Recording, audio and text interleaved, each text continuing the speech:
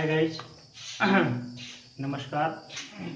आज की वीडियो में हम लोग पढ़ेंगे गॉस के नियम के अनुप्रयोग। मतलब जो गॉस का नियम है वो कहाँ कहाँ पर प्रयोग किया जाता है, आज की वीडियो में हम इसके बारे में पढ़ेंगे। यदि आप लोग पढ़ने बैठे हों तो कॉपी और कलम ज़रूर लेके बैठें। जो टॉपिक आपको अच्छा लगे, ये समझने लायक है या लिखने लायक है, उसे आप नोट ज़रूर करें। यदि आपको हमारी वीडियो पसंद आए तो उसे लाइक करें, शेयर करें और चैनल को सब्सक्राइब करें। अपने दोस्तों को भी इसके बारे में अधिक से अधिक जानकारी दें और उनको पढ़ने के लिए उनकी भी मदद करें। तो आइए देखते हैं गॉस के नियम के अनुप्रयोग। एप्लीकेशंस ऑफ गॉसेस लॉ देखते हैं।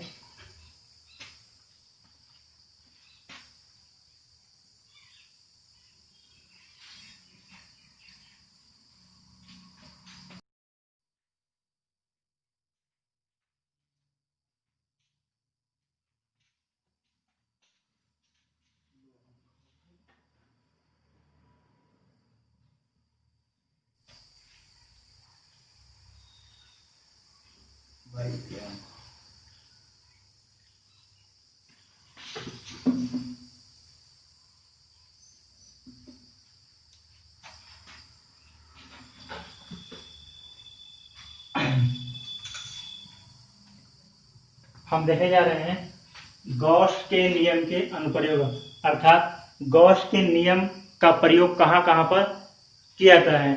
जैसे लिखते हैं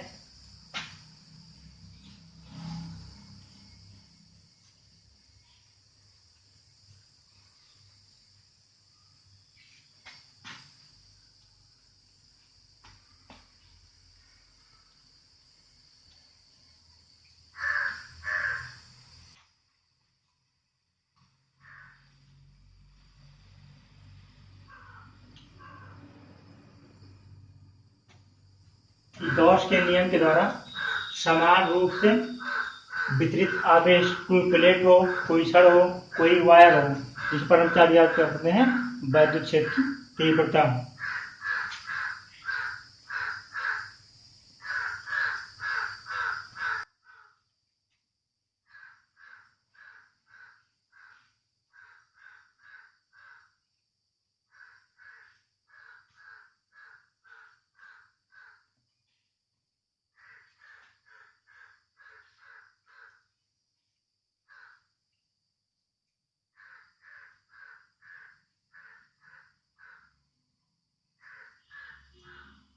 गॉस के नियम के द्वारा समान रूप से वितरित आवेश सुगमता से वैद्युत क्षेत्र की तीव्रता ज्ञात कर सकते हैं।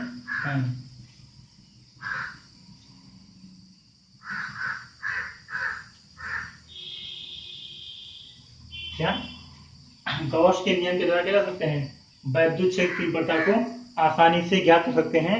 जैसे कोई प्लेट हो या फिर कोई छड़ हो या फिर कोई वायर हो, इस पर समान रूप से आवेश क्या हो, वितरित हो। जैसे सब पहले हम ज्ञात करते हैं कि कोई अनंत लंबाई का तार है। क्या कोई अनंत लंबाई का तार है और उस तार पर समान रूप से आवेश क्या है, वितरित है, जिसका रेखीय घनत्व लैम्डा है। तो उसके द्वारा किसी बिंदु पर वैद्युत क्षेत्र की पता ज्ञात करते हैं या फिर संपूर्ण क्षेत्रफल पर वैद्युत क्षेत्र की पता ज्ञात करते हैं। तो आइए देखते हैं।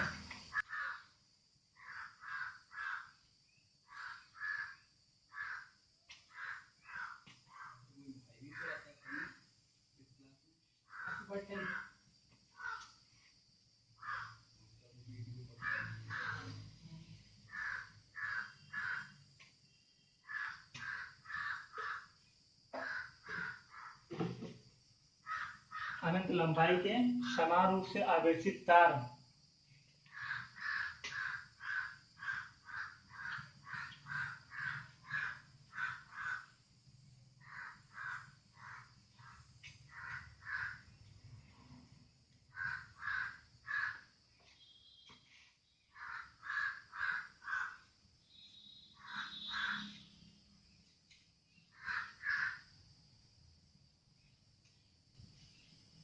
क्या होती है देखते हैं।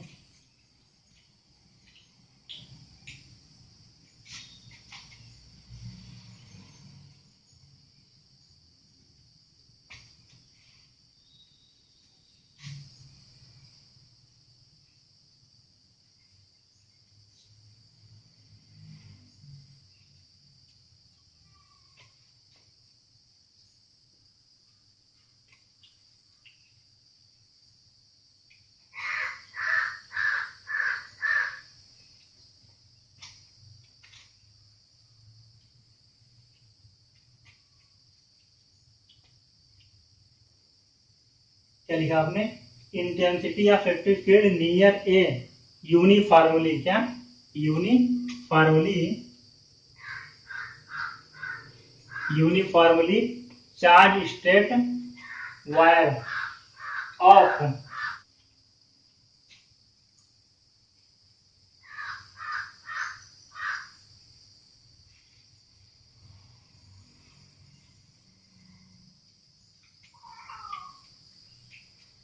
आपने लिखा अनंत लंबाई के समान रूप से आवेशित तार के निकट विद्युत क्षेत्र की तीव्रता, अर्थात आपने लिखा है इंटेंसिटी ऑफ इलेक्ट्रिक फील्ड वैद्युत क्षेत्र की तीव्रता near a uniformly charge straight wire, समान रूप से सीधे तार में जिसकी लंबाई क्या है? Infinite length. क्या? इनफाइनाइट लेंथ मतलब एक समान रूप से आवेशित अनंत लंबाई के सीधे तार के निकट विद्युत क्षेत्र की तीव्रता में ज्ञात करनी है। तो आइए देखते हैं क्या होता है। हम इस प्रकार से एक तार लेते हैं। क्या है? तार।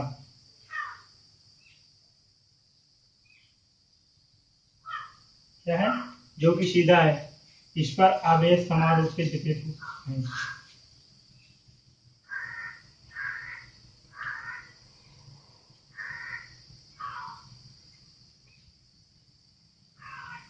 इससे आर दूरी पर कोई बिंदु पी लेते हैं और इस पी से होकर एक गॉसियन पृष्ठ खींचते हैं। क्या खींचते हैं? एक गॉसियन पृष्ठ खींचते हैं। इस बिंदु पी पर क्या है? हम जानते हैं जब कोई भी वायर होता है, जो कोई भी तार होता है, अगर वो अभ्युत है उसके चारों तरफ एक क्षेत्र काम करता है, इसे क्या बोलते हैं? विद्युत क्षेत्र। यदि ये धन आवेश है तो क्षेत्र बाहर की ओर होगा, अगर ऋण आवेश है तो क्षेत्र अंदर की ओर होगा। तो क्या है? यहाँ पर क्षेत्रफल वेक्टर क्या है?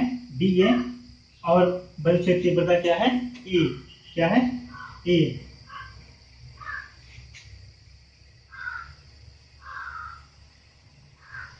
ऐसे, और ये आर दूरी पर क्या है? कोई बिंदु है ये।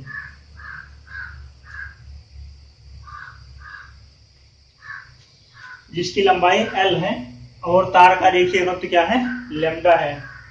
तो सबसे पहले हम देखते हैं कि रेखीय घनत्व क्या होता है। आइए हम देखते हैं रेखीय घनत्व क्या होता है।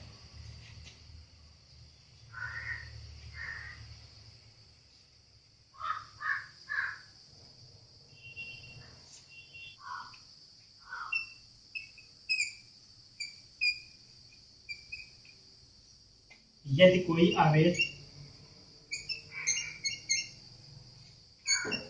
Q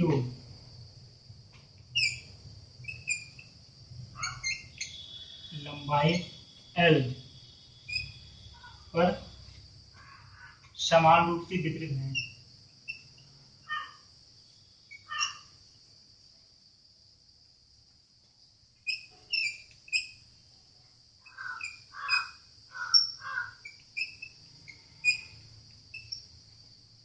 क्या कहा?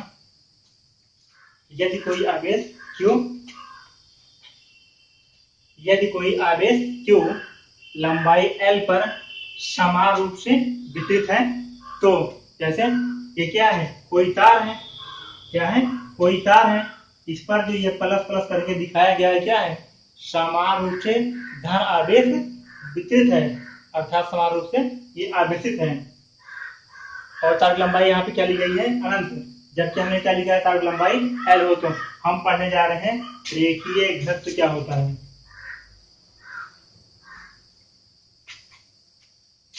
आपने देखा यदि कोई आवेश Q लंबाई L पर समान रूप से वितरित है तो लिखेंगे प्रति एकांक लंबाई, क्या लिखेंगे,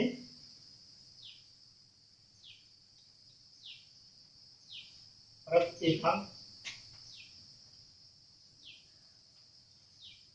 लंबाई पर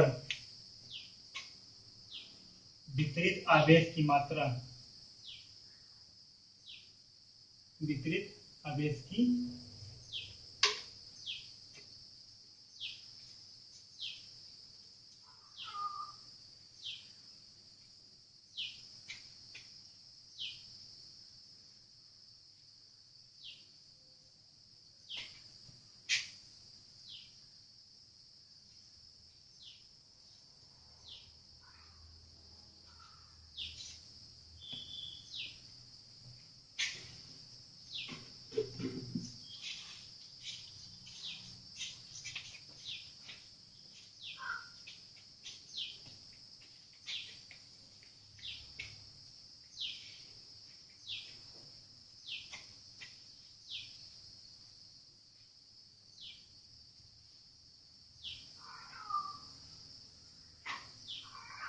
आपने क्या लिखा, मान लेते हैं जैसे कोई तार है, क्या, कोई तार है, सीधा एक तार लेते हैं और तार पर समान रूप से क्या है, आवेश वितरित हुआ है। यदि तार की लंबाई L है और उसके वितरित आवेश की मात्रा Q हो तो हम क्या लिखते हैं, प्रति एकांक लंबाई पर, प्रति एकांक मतलब चाहे वो 1 मीटर हो चाहे वो 1 सेंटीमीटर हो, प्रति एकांक लंबाई पर वितरित आवेश की मात्रा को रेखीय घनत्व कहते हैं। क्या, रेखीय घनत्व कहते हैं, जिसे हम लैम्डा से प्रदर्शित करते हैं। तो आपने देखा, अब हम इसके बारे में पढ़ते हैं। अनंत लंबाई के समान रूप से आवेशित तार के निकट किसी बिंदु पर छेद की तीव्रता हम ज्ञात करते हैं। तो आपने देखा है क्या है, ये गॉसियन पृष्ठ है। क्या,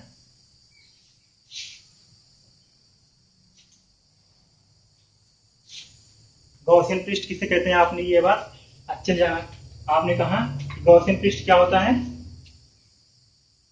गॉसियन पृष्ठ एक बंद स्वच्छ पृष्ठ होता है। क्या होता है, गॉसियन पृष्ठ एक बंद स्वच्छ पृष्ठ होता है, जिससे गॉसियन पृष्ठ के अंदर या पृष्ठ पर या पृष्ठ के बाहर के बीच का जो अंतर होता है, इसे हम आसानी से स्पष्ट कर सकते हैं।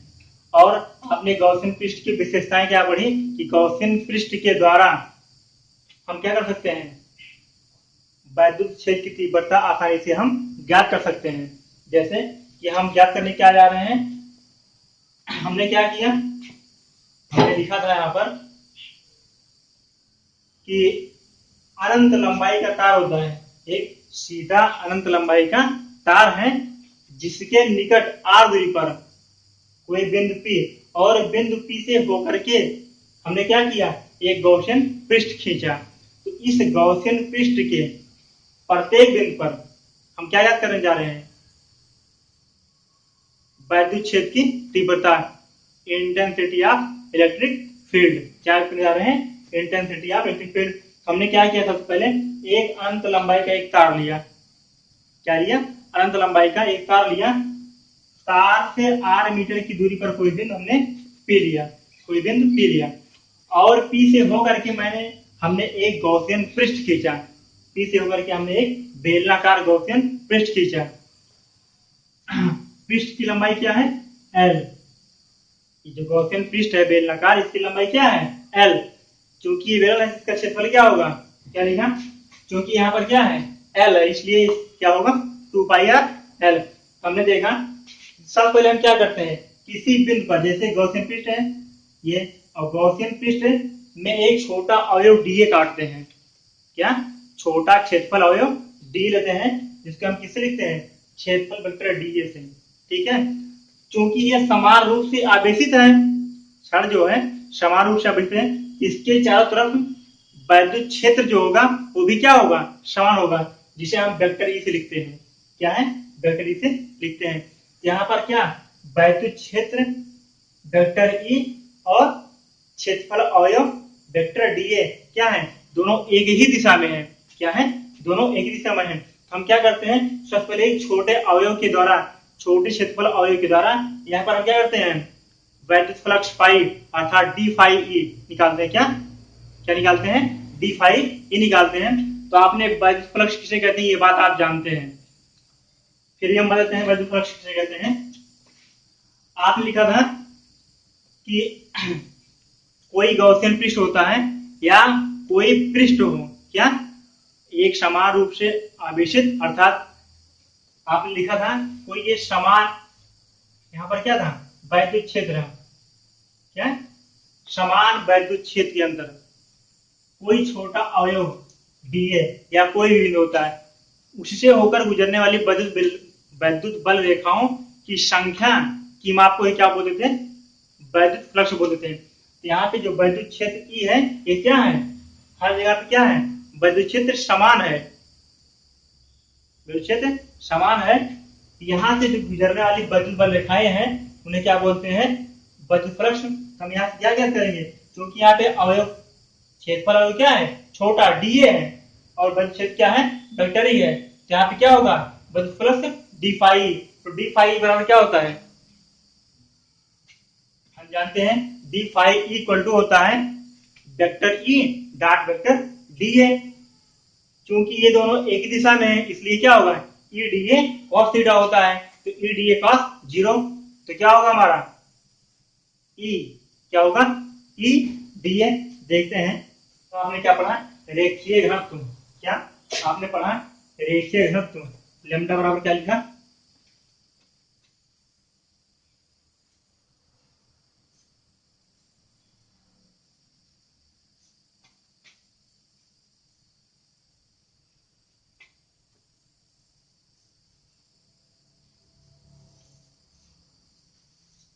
इसके पहले आपने पढ़ा रेखीय घनत्व लैम्डा बराबर क्यू अपान एल। अब इसके बाद हम पढ़ने जा रहे हैं, क्या पढ़ने जा रहे हैं, समान रूप से आवेशित अनंत लंबाई के सीधे तार के r मीटर की दूरी पर किसी गॉसियन पृष्ठ या के चारों तरफ क्या विद्युत क्षेत्र तीव्रता हम निकालने जा रहे हैं, जैसा कि चित्र में दिखाया गया है। आइए देखते हैं।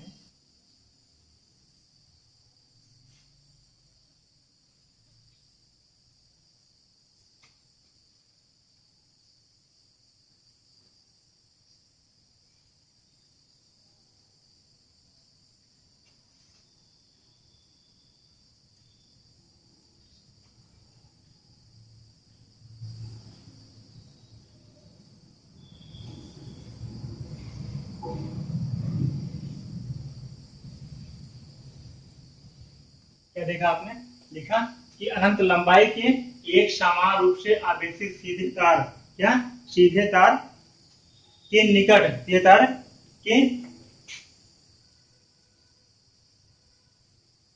निकट वैद्युत क्षेत्र की तीव्रता,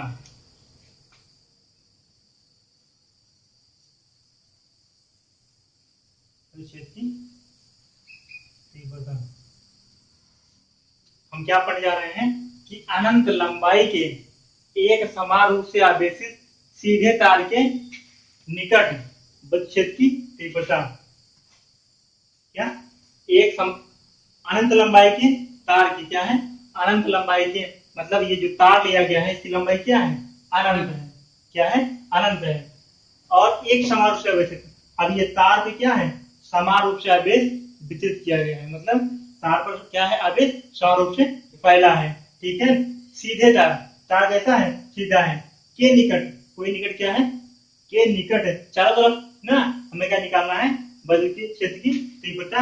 हम क्या करते हैं इसको निकालने के लिए, एक सीधा तार लेते हैं जिसपे समान रूप से आवेश फैला हुआ होता है, इससे r मीटर की दूरी पर कोई बिंदु P लेते हैं और पी से होकर के हम क्या करते हैं, बेलनाकार एक गॉसियन पृष्ठ खींचते हैं, जिसकी सतह पर हमें क्या निकालना है, बद्ध क्षेत्र की तीव्रता ज्ञात करनी है। तो लिखते हैं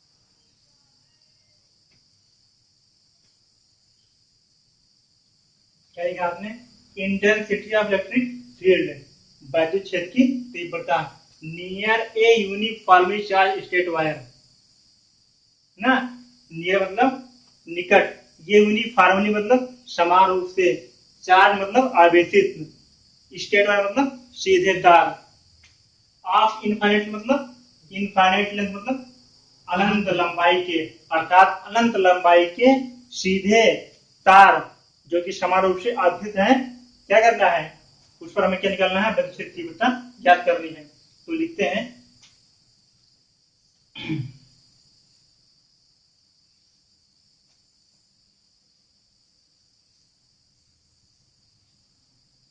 माना एक अनंत लंबाई,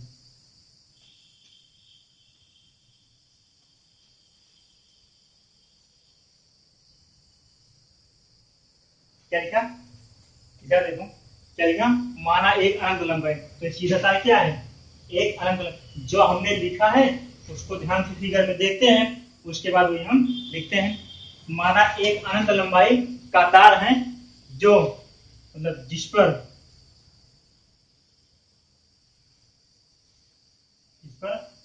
समान रूप से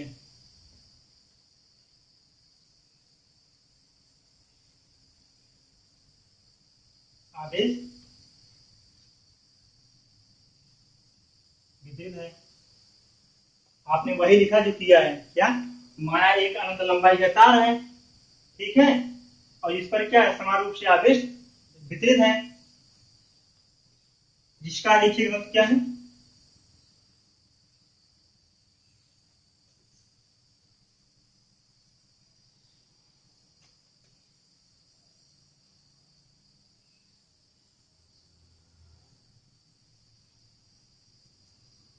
आप जानते हैं क्योंकि तार की लंबाई क्या है, अनंत है, ठीक, लेकिन जो इस पर आवेश है वो क्या है, प्लस क्यू, क्या है, प्लस क्यू है, जो तार है, तार पर आवेश क्या है, प्लस क्यू है, ठीक है। जब यहाँ पर आवेशित होगा तार, इसके चारों तरफ क्या होगा, वैद्युत क्षेत्र भी स्थापित होगा, क्या होगा, वैद्युत क्षेत्र भी स्थापित होगा, तब इसके चारों तरफ क्या होगा, जब ये तार आवेशित है, इसके चारों तरफ क्या है, वैद्युत क्षेत्र स्थापित होगा, जिसे हम किससे नोट करते हैं, वेक्टर ई से, जिससे हमने क्या लिखा है, वेक्टर ई के रूप में लिखा है। अब क्या करते हैं, इस तार से आर मीटर की दूरी कोई बिंदु पी लेते हैं, लिखते हैं माना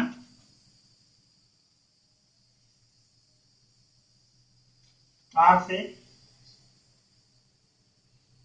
आर दूरी पर, मीटर नहीं लिखते हैं, केवल आर लिखते हैं, आर दूरी पर एक बिंदु पी लिया, क्या लिया, आर दूरी पर हमने क्या लिया, एक बिंदु पी लिया, जिससे ना, बिंदु पी लिया, जिससे होकर, जिससे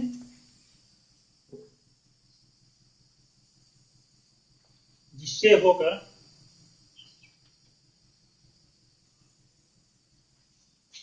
किससे, पी बिंदु से होकर के तार के चारों ओर, तार के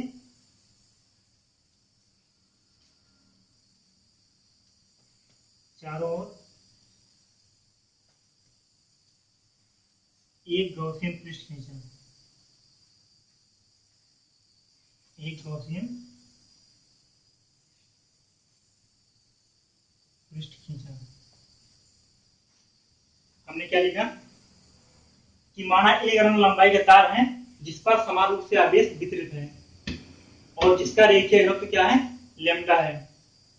तार से आर दूरी पर एक बिंदु पी लिया और पी से होकर के हमने बेलनाकार क्या खींचा, एक गॉसियन पृष्ठ खींचा।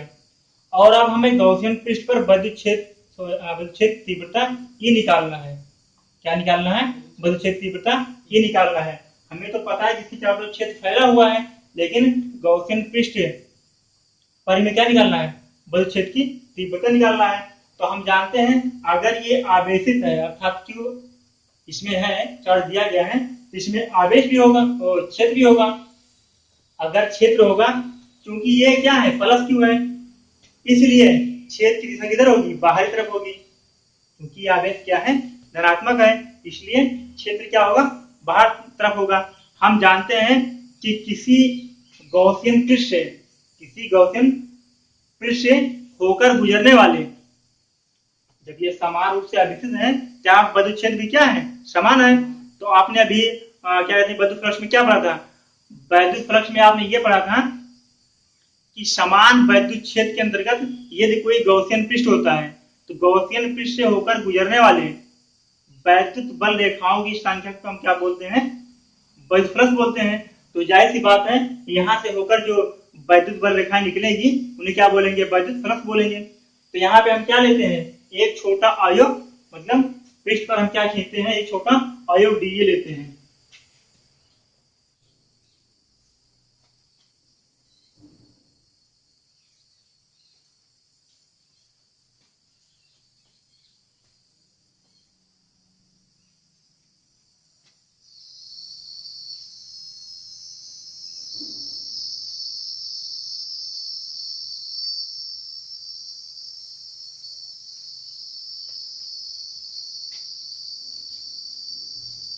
अभी क्या है, अवयव क्षेत्रफल डी है जिस पर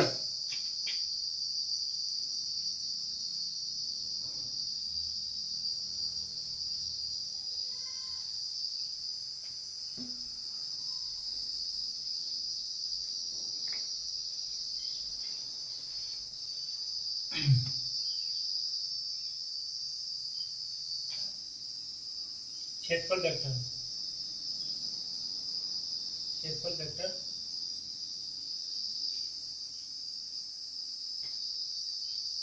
ये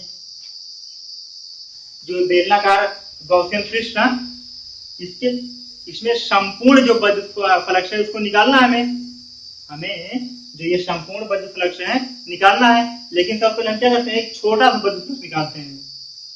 तो छोटा भी क्षेत्रफल होगा, क्योंकि इसका पूरा क्षेत्रफल क्या है, बेलनाकार जो ये गॉसियन पृष्ठ है इसका पूरा क्षेत्रफल क्या है, ए है।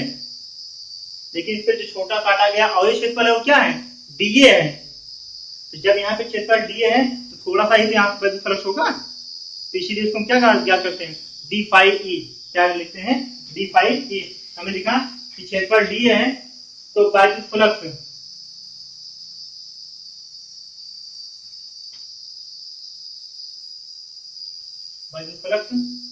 डी फाई ई बराबर होगा vector E dot vector D A. जो यहाँ पे फाई ई निकाल, यहाँ पे जो डी फाई निकला, हमारा क्या निकला, d phi equal to E dot d ए।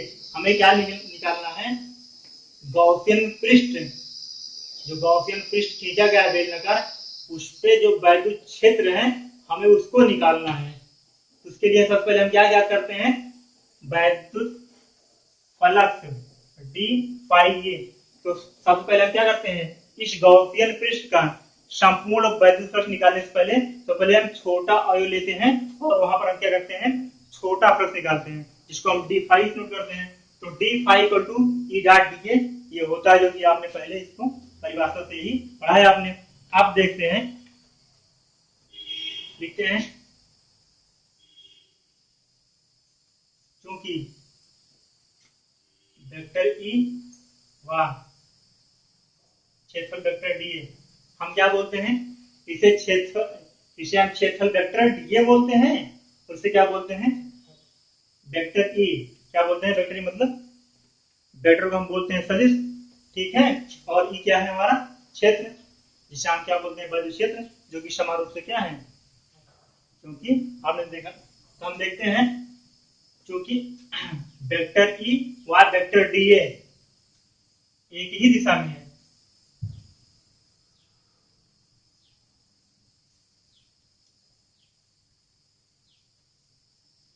तो क्या होगा डी फाइव इक्वल टू होगा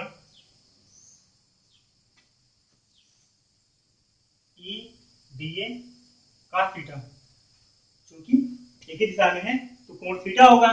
तो अगर इन दोनों के बीच क्या हो, मतलब वैद्युत क्षेत्र जो क्षेत्र है ई और जो क्षेत्रफल है ओ, पृष्ठ जो है वो, जो इसका पृष्ठ है और जो क्षेत्र है, इन दोनों क्या है, इन दोनों के बीच अगर कोण थीटा हो तो क्या होता है ई d A cos theta, E d A cos theta. आपने पढ़ा था जब क्षेत्रफल वेक्टर, सबसे पहले क्या पढ़ा था क्षेत्रफल वेक्टर, तो आपने लिखा था कि जो क्षेत्रफल होता है उसका जो परिमाण होता है उसको हम क्या करते हैं उसके अभिलंब एक रेखा से दर्शाते हैं, उसे क्या बोलते हैं क्षेत्रफल वेक्टर ए बोलते थे। और क्षेत्रफल वेक्टर ए क्षेत्रफल के परिमाण को दर्शाता है। और क्या होता है क्षेत्रफल पर बाहर की ओर अभिलंब होता है वो, तो वहां से क्या है, तो इसी तरह से ये जो क्षेत्रफल है, ये जो छोटा काटा गया क्षेत्रफल है, इसका क्या है क्षेत्रफल वेक्टर डी है। और एक इधर को है क्षेत्रफल पर बाहर की ओर अभिलंब है और उसी दिशा में क्षेत्र वेक्टर ई भी है। और इन दोनों के बीच अगर कोण थीटा हो क्या होता है d phi equal to E d A cos theta. यह थीटा बराबर क्या है, थीटा बराबर 0 है, क्योंकि थीटा बराबर 0, क्यों, क्योंकि दोनों एक ही दिशा में है, इसलिए डी फाइव इक्वल टू क्या होगा ई डी ए cos 0, क्या हो जाएगा d phi equal to E d ए।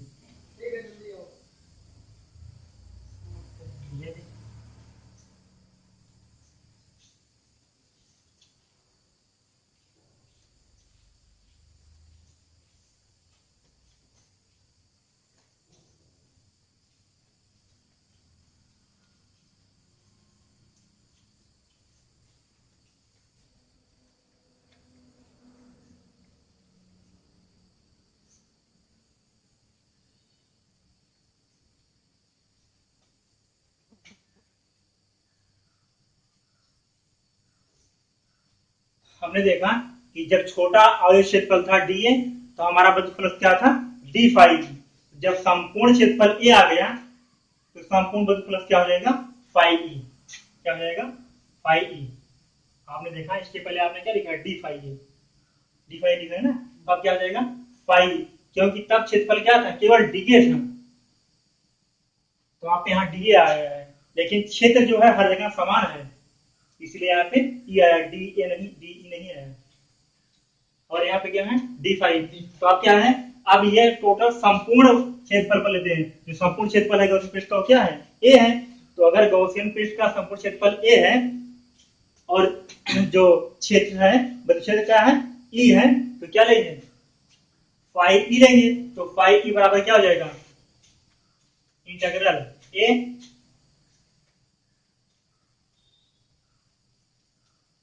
ई,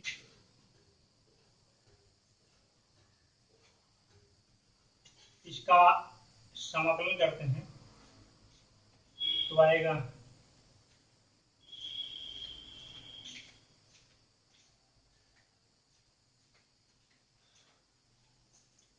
क्योंकि क्या है ये बेलनाकार है, क्या है ये बेलनाकार है, यदि ये बेलनाकार है तो इसकी त्रिज्या क्या है आर है और इसकी लंबाई एल है, तो क्षेत्रफल ए बराबर क्या हो जाएगा टू पाई आर ए नहीं होता है।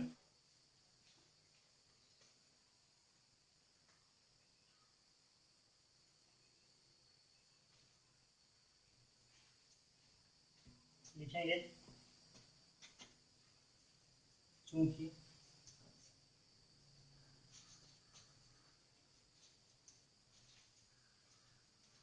बेलनाकार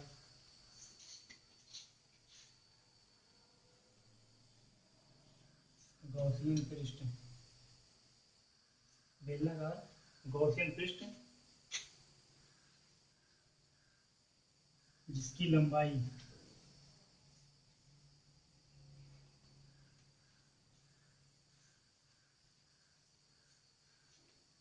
L है, त्रिज्या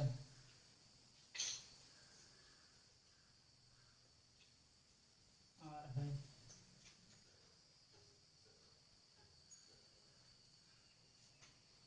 विद्युत क्षेत्र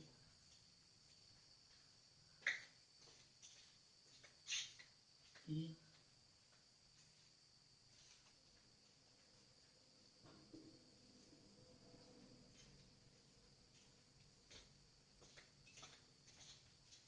A बराबर 2 पाई RL।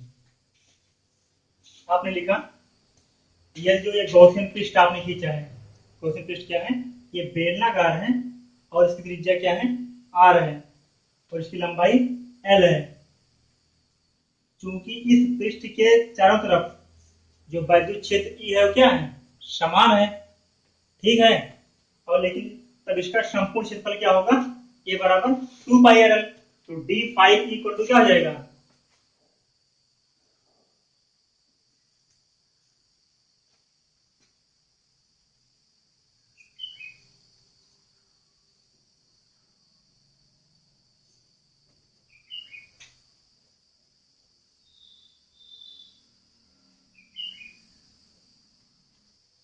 आगे देखते हैं, चूंकि रेखीय घनत्व क्या, रेखीय घनत्व लेमडा बराबर होता है Q upon L, implies that यहां से Q बराबर क्या हो जाएगा, लेमडा L। तो फाई बराबर क्या होगा,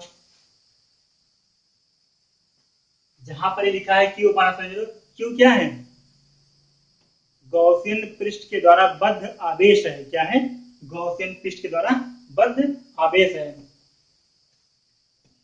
और एप्सिलॉन जीरो वैद्युतशीलता, क्या, वैद्युतशीलता। तो हम देखते हैं यहां से पाई ई बराबर लैम्डा एल, क्या, lambda L upon epsilon zero. ये हो गया हमारे क्वेश्चन नंबर 2। क्योंकि बेलनाकार जो ये गॉसियन पृष्ठ है इसकी लंबाई एल है और त्रिज्या आर है, क्या है, लंबाई एल और त्रिज्या आर, इसका जो संपूर्ण क्षेत्रफल होगा वो ए होगा, जो कि क्या हो, बेलक क्षेत्रफल क्या होता है 2 पाई आर एल। तो संपूर्ण क्षेत्र हमारा क्या निकला 2 पाई आर एल इंटू ई, जो कि आपने देखा था। तो संपूर्ण क्षेत्रफल होता है integral A d A equal to 2 pi r l, ये गॉसियन पृष्ठ का क्षेत्रफल, संपूर्ण क्षेत्रफल हमने ये यहाँ पे पुट किया लगा करके। हमारा सबसे पहला इक्वेशन मतलब सबसे पहला समीकरण जो मिला वो क्या है, पाई ई बराबर E into 2 pi r L. क्योंकि हम गॉस के नियम से जानते हैं, गॉस के नियम से कि पाई ई बराबर क्यू अपॉन एप्सिलॉन जीरो, जहां पर क्यू क्या है, गॉसियन पृष्ठ के द्वारा बद्ध आवेश है और एप्सिलॉन जीरो क्या है, वैद्युतशीलता, जो गॉसियन पृष्ठ होती है उसका क्या है, वैद्युतशीलता है। तो पाई ई बराबर क्यू अपॉन एप्सिलॉन जीरो, क्योंकि रेखीय तो आपने कहा था जो ये आवेश मतलब परंत एकांक लंबाई पर वितरित आवेश को हम क्या बोलते हैं, रेखीय आवेश घनत्व बोलते हैं। तो रेखीय आवेश घनत्व बराबर लेमडा और क्या होता है Q अपान L, अर्थात Q बराबर क्या होगा, लेमडा L। हमने इसे क्यों निकाला, क्योंकि समीकरण नंबर 1 हमें यहाँ से मिल गया था और दूसरा हमें यहाँ मिल गया, हमें निकालना है वैद्युत क्षेत्र E। तो हम क्या करते हैं, समीकरण 1 और 2 को, क्योंकि ये फाई ई और ये फाई ई दोनों हमारा क्या है, बराबर है, इसलिए ये भी क्या है हमारा बराबर होगा, राइट राइट लेफ्ट लेफ्ट। तो हम देखते हैं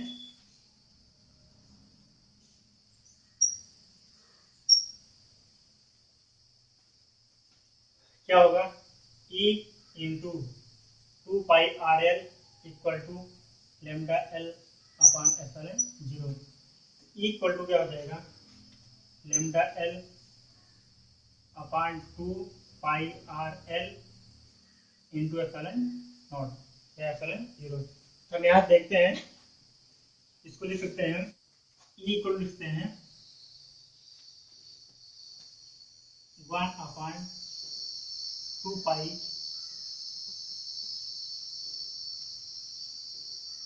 into lambda l upon R L, इसे मल्टीप्लाई कर देते हैं, तो नीचे 2 से मल्टीप्लाई कर देते हैं 1 इंटू 2 पाई एप्सिलॉन नॉट, और यहाँ पे लेमडा अपॉन आर और इंटू 2, यहाँ हो जाएगा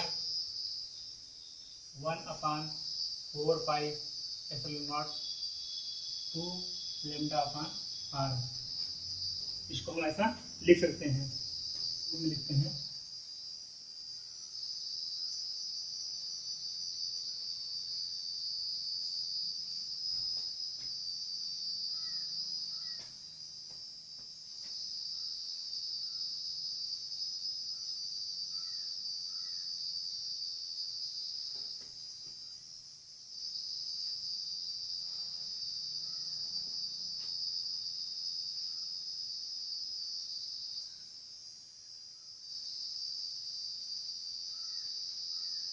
आपने क्या लिखा, इसे हम वेक्टर रूप में vector E equal to 1 upon 4 pi epsilon naught 2 lambda upon vector r लिख सकते हैं।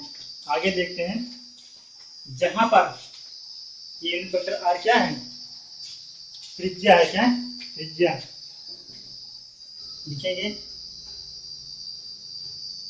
जहां वेक्टर आर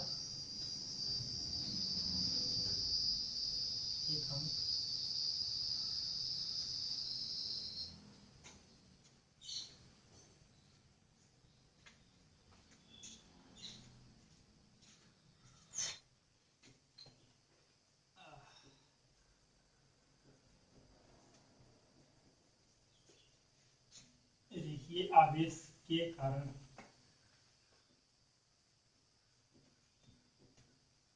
वैद्युत क्षेत्र की तीव्रता ही, वैद्युत क्षेत्र की तीव्रता ई, क्या ये जो रेखीय आवेश है, ये रेखीय आवेश कारण वैद्युत क्षेत्र तीव्रता ई, क्षेत्र तीव्रता ई रेखीय आवेश से, रेखीय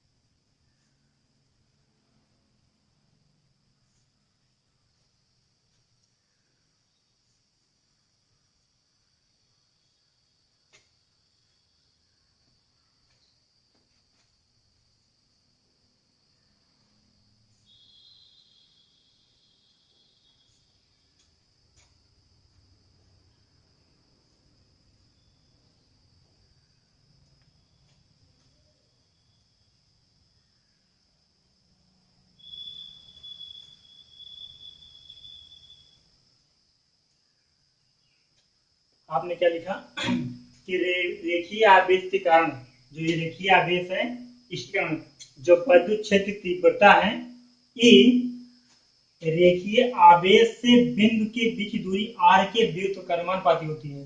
जो ये रेखीय आवेश है, रेखीय आवेश से जो बिंदु है, बिंदु की जो बीच दूरी r है उसके, जिसकी दिशा, ये रेखीय आवेश है, इससे अर्थात इसकी दिशा किधर को है, इससे बाहर की ओर अर्थात लंब है। क्या आवेश से लंबवत होती है।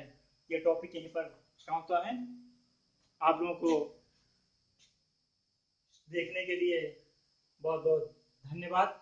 यदि आप लोगों को ये वीडियो समझ में आया हो, टॉपिक समझ में आया हो, तो प्लीज इसे लाइक करें, सब्सक्राइब करें और अपने दोस्तों को शेयर भी करें।